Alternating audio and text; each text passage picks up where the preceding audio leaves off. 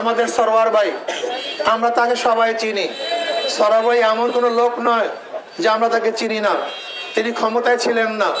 আমাদের সরওয়ার ভাই তিনি 3 বার এমপি ছিলেন বরিশালে। কয়বার? 3 বার। এবং হুইপ ছিলেন, মেয়রও ছিলেন। নতুন ভাবে যদি আবার আপনারা তাকে নির্বাচিত করেন আপনাদের ব্যাপার। এখানে নিষেধ করার কোনো অধিকার ক্ষমতা আমার নাই, আমি নিষেধও করব না। জনগণ যদি তাকে বারবার নির্বাচিত করে সেটা জনগণের বিষয়। কিন্তু আমার প্রশ্ন হলো, অঙ্ক কষার দরকার আছে। সরওয়ার ভাই ক্ষমতায় থাকাকালীন কি করছেন, কি করেন নাই? যখন তার বয়স ছিল জুয়ান, কর্মস্পৃহা ছিল, তাগড়া ছিল, তখন কি করেছেন সবাই জানেন। এখন সরওয়ার ভাই সেই অবস্থারও নাই। যদি আবার নির্বাচিত করেন কি করবেন কি করবেন না সেই অঙ্ক আপনারা কষবেন। কিন্তু আমার কথা হলো এই, আমি এখন পর্যন্ত নির্বাচিত হই নাই। আমাকে পরীক্ষা করার এখনো সুযোগ আছে। আমাকে পরীক্ষা করার সুযোগ আছে। আপনাদের সরওয়ার ভাইকে পরীক্ষা করার কিছু নেই। আপনারা তাকে দেখেছেন, যদি ভালো পাশ করে আবার নির্বাচিত করার সমস্যা কি? আমার কোনো সমস্যা নাই। কিন্তু আমাকে এখনো পরীক্ষা করেন নাই। ইসলাম এখনো ক্ষমতায় যায় নাই। আপনাকে একটা কথা মনে রাখতে হবে, আমি ফাইজুল করিম এমপি হওয়ার জন্য আসি নাই। 2-1 ডজন এমপির যে শ্রদ্ধা সম্মান আল্লাহ পাক তার চেয়ে কম দেন নাই। খেয়ে পড়ে ভালো থাকার মতো যে অর্থের প্রয়োজন আল্লাহ পাক যথেষ্ট দিয়েছেন। তাহলে বলতে পারবো যে এখানে আসছেন কেন? আপনার ক্ষমতার দরকার নাই, অর্থের প্রয়োজন এখানে আসছেন কেন? এই প্রশ্নটা ভালো মতো বুঝতে হবে, এই জ্ঞান আপনাকে রাখতে হবে। আমি এখানে কেন আসছি? আমি সম্মান কামাবার জন্য আসি নাই, অর্থ কামাই করার জন্য আসি নাই। আমি কেন আসছি বলবো নাকি? কেন আসছি কথা বলেন, বলবো নাকি?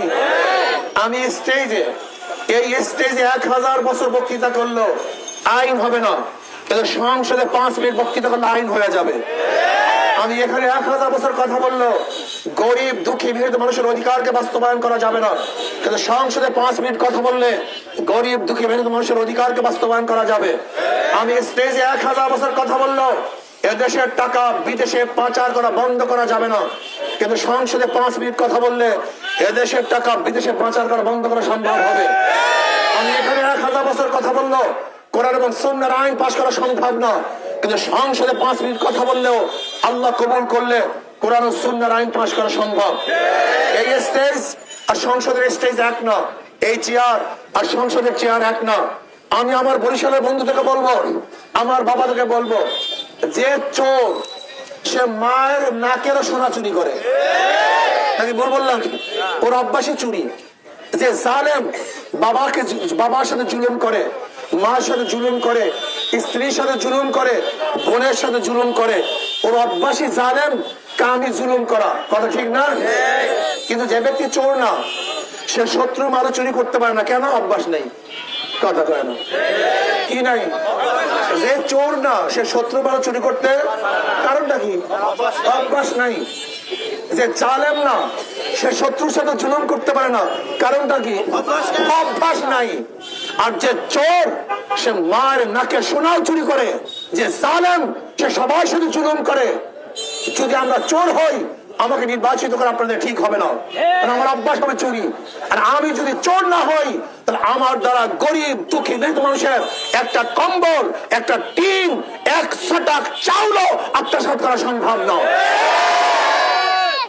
কাজে আমার কাছে সমস্ত মানুষের, গরিবদের মাল আমার কাছে নিরাপদ, অন্য কারোর কাছে নিরাপদ নয়।